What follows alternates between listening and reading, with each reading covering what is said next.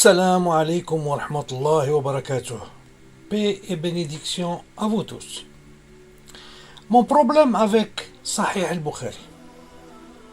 Son nom complet est Mohammed ibn Ismail ibn Ibrahim ibn al-Mughira ibn Bardizbah Abu Abdallah al-Jufi.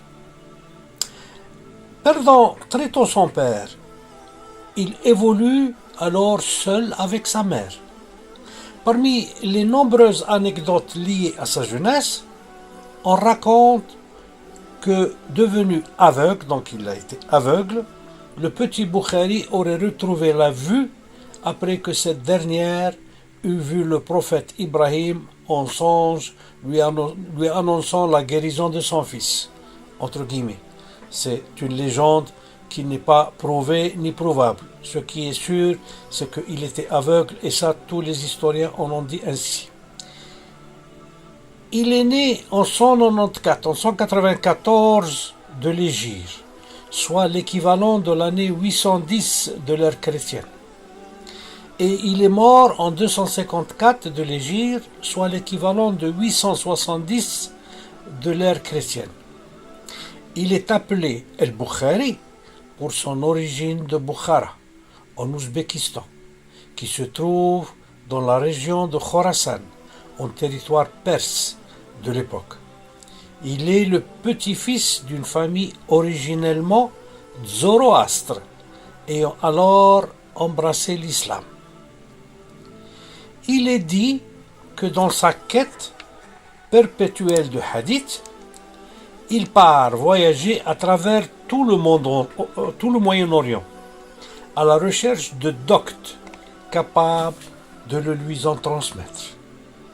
C'est ainsi qu'il rencontrera pêle-mêle, en passant par Médine, Damas, Le Caire, Bagdad et Koufa, il a rencontré les imams Ahmed ou encore Ishaq ibn Mansour.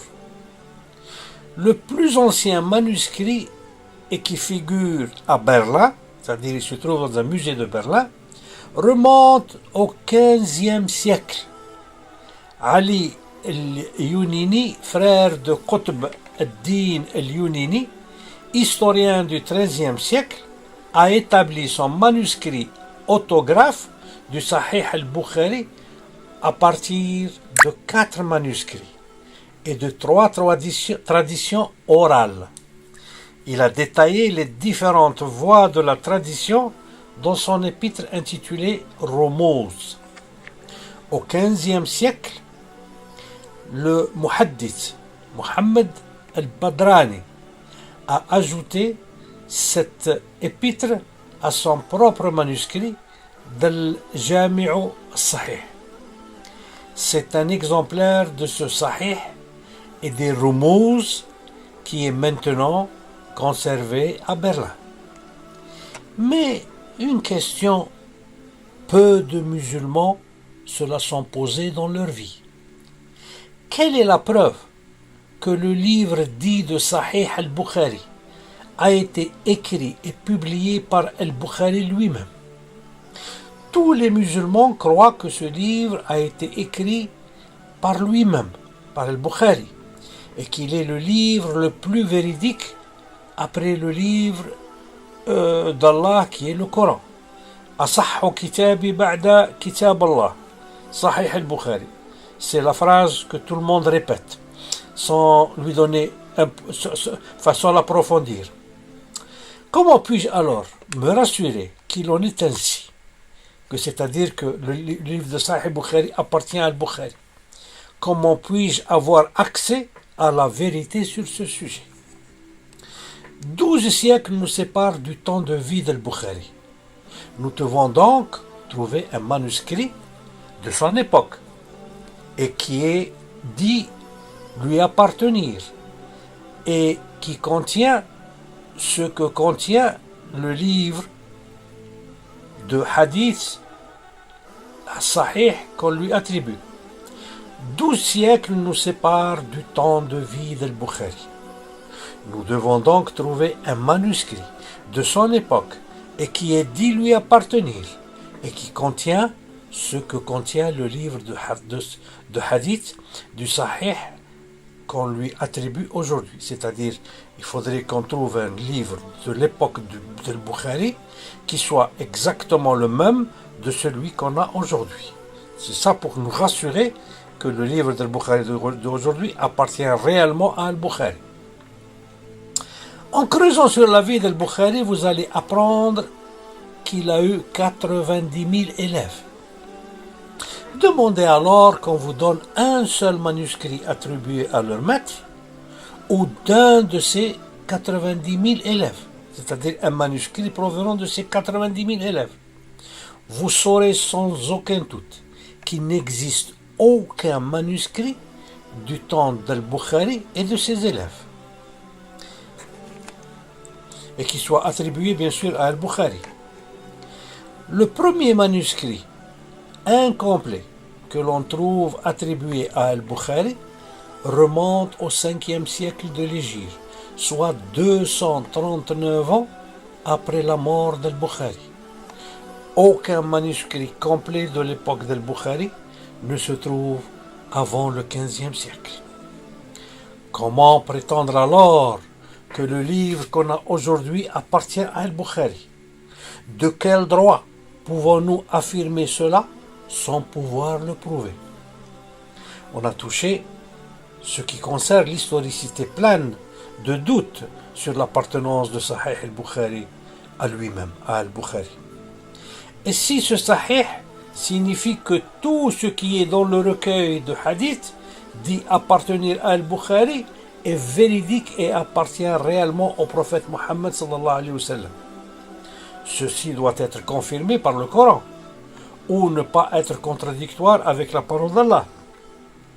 Et là, vous allez être choqués quand vous allez entendre le contenu de certains hadiths où le prophète Mohammed sallallahu alayhi wa sallam est décrit d'une façon honteuse et humiliante.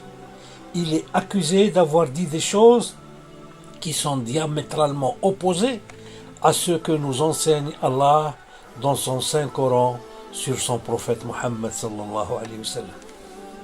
Il est traité comme un pervers dans Sahih al-Bukhari, un pervers sexuel et un homme violent, alors que Allah nous le présente dans son Saint-Coran comme ayant une grande moralité. Coran chapitre 68, versets de 1 à 4.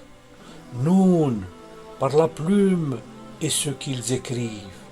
Tu, c'est-à-dire Mohammed, tu n'es pas, par la grâce de ton Seigneur, un possédé. Et il y aura pour toi, certes, une récompense jamais interrompue. Et tu es certes d'une moralité éminente. Noun, wal qalami wa ma yasturun, ma anta bi ni'mati rabbika bi majnoun, wa inna laka la ajrun ghayra mamnoun, wa innaka la'ala khuluqin azim. Avant de commencer à vous étaler les hadiths de la honte, je voudrais vous souligner que mon intention n'est pas de vous créer des doutes sur notre aqidah islamique ou sur Allah.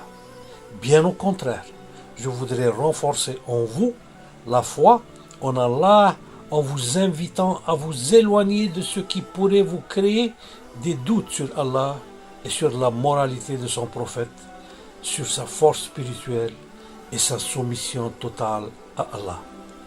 Ce que je veux, c'est réveiller votre conscience afin que vous vous rendiez compte que ceux qui renvoient sur les hadiths et les considèrent comme étant la parole du prophète et par conséquent la révélation d'Allah ne font qu'accuser le prophète de ce qu'il n'a certainement pas dit ni fait et ne font que dire des mensonges contre Allah et son messager. Cela vous invite certainement à être des associateurs, comme nous l'a souligné Allah dans son Saint-Coran. Coran chapitre 7, verset 33. Dit, mon Seigneur n'a interdit que les turpitudes, les grands péchés, tant apparents que secrètes. De même que le péché, l'agression sans droit, est d'associer à Allah ce dont il n'a fait descendre aucune preuve, et de dire sur Allah ce que vous ne savez pas. قل إنما حرم ربي الفواحش ما ظهر منها وما بطن والإثم والبغي بغير الحق وأن تشركوا بالله ما لم ينزل به سلطانا وأن تقولوا على الله ما لا تعلمون. Comment est-il possible alors d'accepter de ces prétendus recueils de hadiths sur le prophète qui nous disent que sallallahu alayhi wa sallam a tenté plusieurs fois de se suicider au début de la révélation et que l'ange Gabriel alayhi salam venait le convaincre à ne pas le faire? Comment peut-on croire que ces hadiths soient vrais même s'ils se trouvent dans un livre considéré injustement? Je souligne, ce livre est considéré injustement comme le plus véridique après le livre d'Allah, le Coran. أصح كتابي بعد كتاب الله أكبر كذبة. Dans Sahih al-Bukhari, hadith 6988, nous lisons. Le hadith est long et je vous traduis de celui-ci juste ce qui nous concerne dans cette discussion. Après la première visite de l'ange Gabriel au prophète Mohammed sallallahu alayhi wa sallam, il est resté longtemps sans avoir reçu de nouvelles visites de l'ange Gabriel. Il tomba alors dans une crise profonde et une grande tristesse.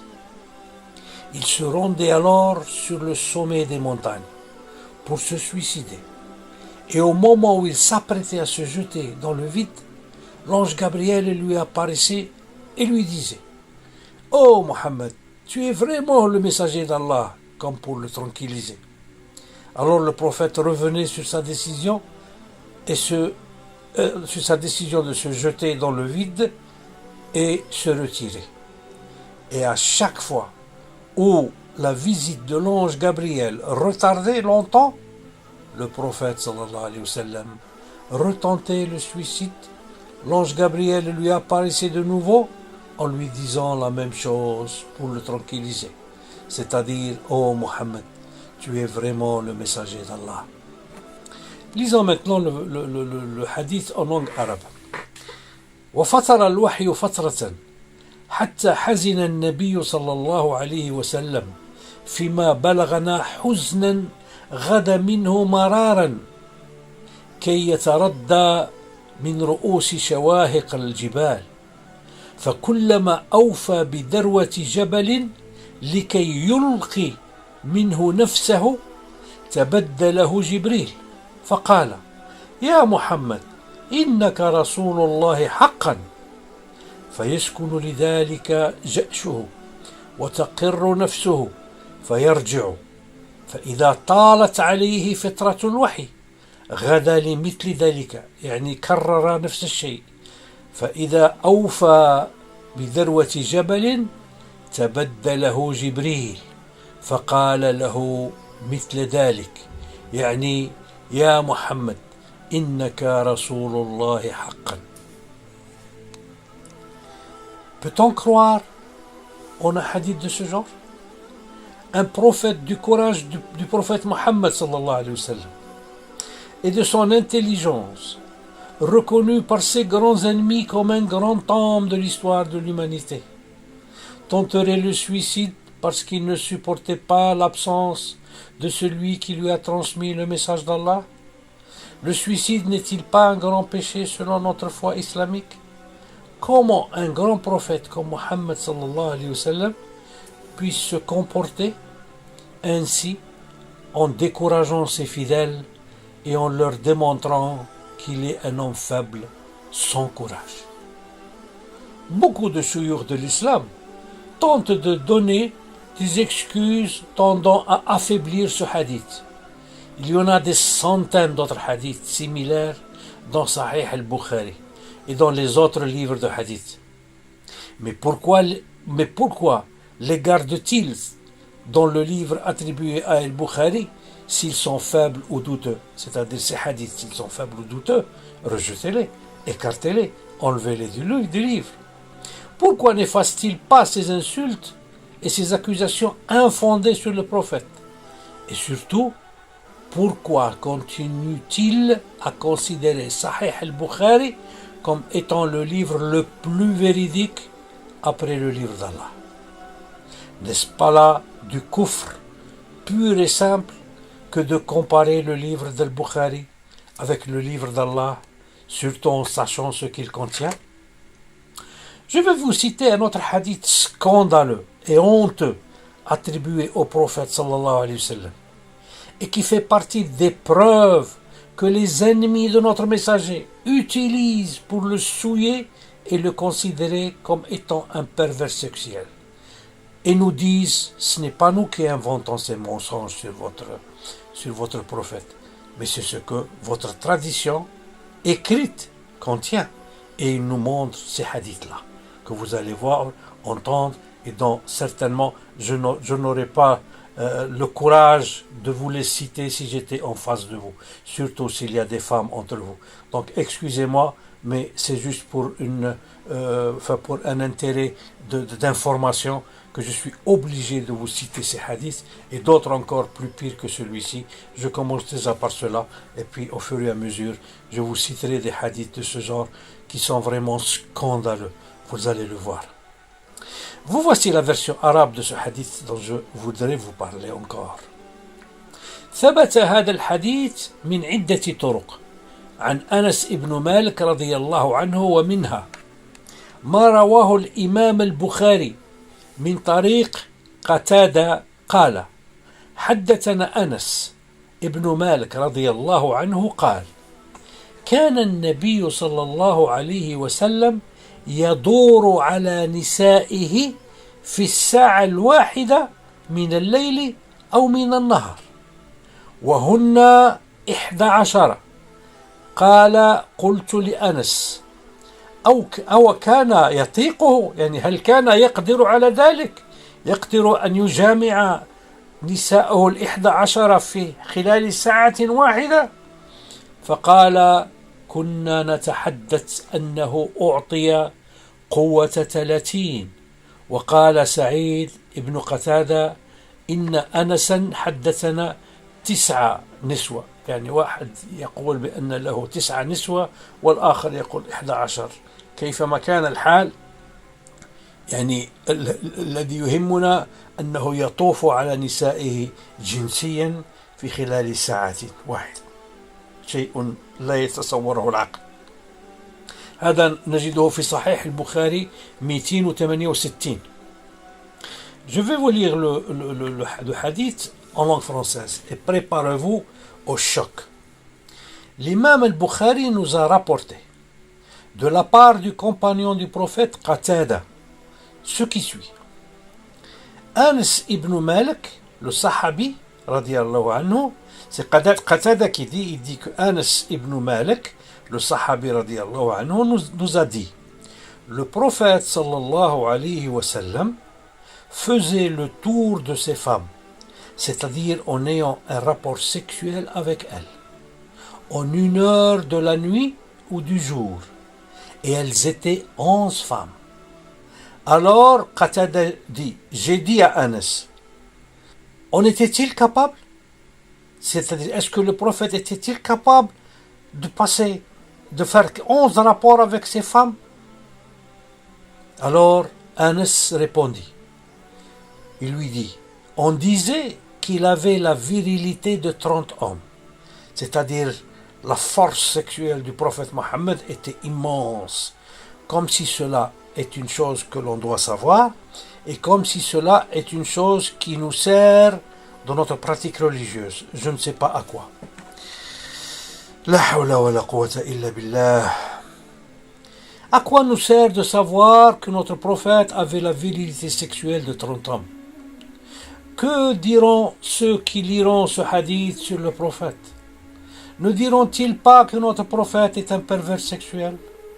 Et si nous allons approfondir ce hadith et chercher en supposant que le prophète aurait vraiment raconté ce hadith sur son rapport sexuel avec ses femmes, quel enseignement avait-il voulu nous transmettre en nous disant qu'il consommait 11 rapports sexuels avec ses femmes en 60 minutes, soit 5,45 minutes par femme? Wallahi, c'est scandaleux.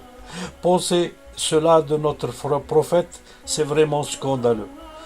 Pensez cela de l'homme qui a sorti l'humanité de l'obscurantisme du Moyen Âge à la lumière des sciences et de la connaissance. Je vous en supplie de me dire si ce comportement est digne de celui sur lequel Allah a dit dans le Coran, et tu es certes d'une moralité éminente. وَإِنَّكَ لَعَلَى خُلُقٍ عَظِيمٍ. Est-il d'une grande moralité celui qui a un rapport sexuel de cette manière animale avec ses femmes? Est-il d'une grande moralité celui qui a un rapport avec 11 femmes en 1 heure?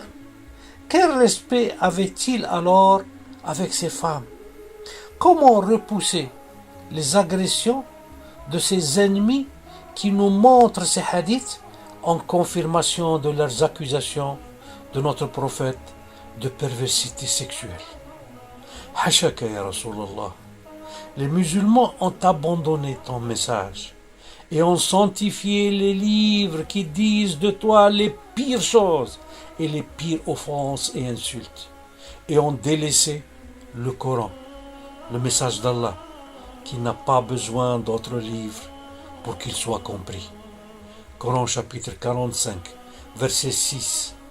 Voilà les versets d'Allah que nous te récitons en toute vérité.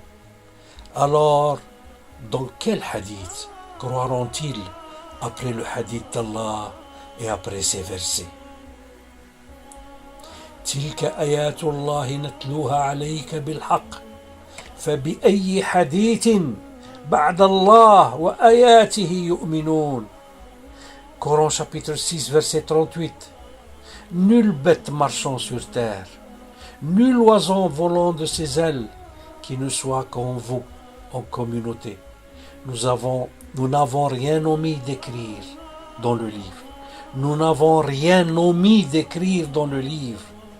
Puis c'est vers leur Seigneur qu'ils seront ramenés. وَمَا مِن دَابَّةٍ فِي الْأَرْضِ وَلَا طَائِرٍ يَطِيرُ بِجَنَاحَيْهِ إِلَّا أُمَمٌ أَمْثَالُكُمْ مَا فَرَّطْنَا فِي الْكِتَابِ مِنْ شَيْءٍ ثُمَّ إِلَى رَبِّهِمْ يُحْشَرُونَ. Il est temps de prendre conscience de ce contenu scandaleux et honteux sur le prophète sallallahu alayhi wa sallam, et de purifier tous nos livres de hadith et de fiqh, et de nous soumettre au Coran et au très peu de hadith sahih qui ne dépassent pas les 200 unités. Nous sommes à l'époque de l'Internet pour tous, à l'époque où cacher les vérités devient impossible et où l'information circule à la vitesse de la lumière.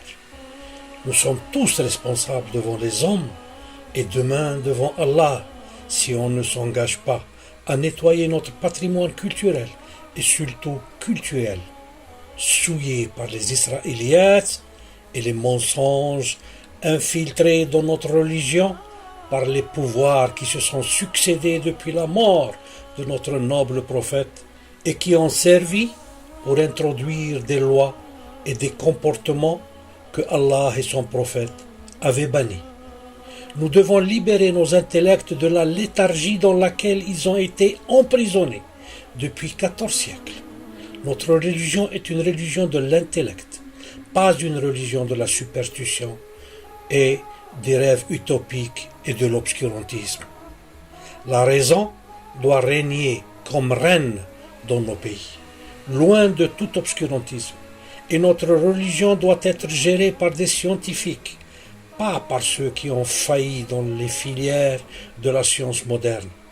Nos imams doivent être des ingénieurs, des chirurgiens, des médecins, des astronautes, et pas de ceux qui ont appris à mémoriser ce qu'ils ne sont pas en mesure d'interpréter ni de filtrer avec une vision scientifique plutôt que la vision obscurantiste traditionnelle dont les acteurs sont majoritaires. Nous verrons, Inch'Allah, des dizaines d'autres hadiths de ce genre. Et ce, non pour nuire à notre prophète sallallahu alayhi wa sallam, mais pour dénoncer et nettoyer les mensonges dits sur lui. Dans le passé, peu étaient ceux qui avaient un rapport quotidien avec les livres de hadith, car il n'y avait ni Internet, ni Google, ni la disponibilité de ces recueils pour tout le monde, il y a seulement 20 ans. Aujourd'hui, l'accès au moteur d'Internet est à la portée de tout le monde, et nous vivons malheureusement quotidiennement des attaques de personnes qui n'ont aucun niveau et qui ont trouvé dans nos livres de hadith les pires accusations à notre prophète sallallahu alayhi wa sallam. Il est accusé de perversité, d'immoralité, de pédophilie, ainsi que de violence et d'obscurantisme en général, chose qu'il a combattue de la meilleure des façons et les a extirpés du cœur de notre doctrine religieuse. La vraie, bien sûr, pas celle inventée et propagée par l'Empire abbasside et qui règne encore dans tout le monde dit islamique.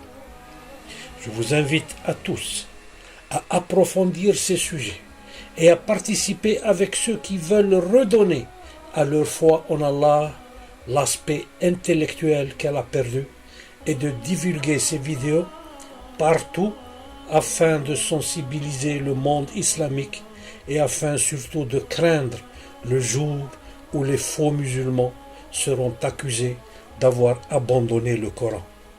Coran chapitre 25, versets de 27 à 30. Le jour où l'injuste se mordra les deux mains et dira « Hélas pour moi, si seulement j'avais suivi chemin avec le messager. Malheur à moi, hélas si seulement je n'avais pas pris un tel pour ami. » Entre parenthèses, Bukhari et compagnie. Il m'a en effet égaré loin du rappel, le Coran, après qu'il me soit parvenu. Et le diable déserte l'homme après l'avoir tenté. Et le messager dira, Seigneur, mon peuple a vraiment pris ce Coran pour une chose délaissée, c'est-à-dire qu'il a délaissé le Coran dans l'abandon, ce qui est la vérité aujourd'hui. Il suffit de visiter chaque vendredi les mosquées et vous n'entendez parler que de hadith, pas de rarement vous entendrez parler de versets. Le verset en langue arabe. ويوم يعض الظالم على يديه يقول يا ليتني اتخذت مع الرسول سبيلا يا ويلتى ليتني لم اتخذ فلانا خليلا لقد أضلني عن الذكر بعد إذ جاءني وكان الشيطان للإنسان خذولا وقال الرسول يا ربي إن قوم اتخذوا هذا القرآن مهجورا. اللهم إني بلغت وآخر دعوانا أن الحمد لله رب العالمين والسلام عليكم ورحمة الله وبركاته. Paix et bénédiction à vous tous.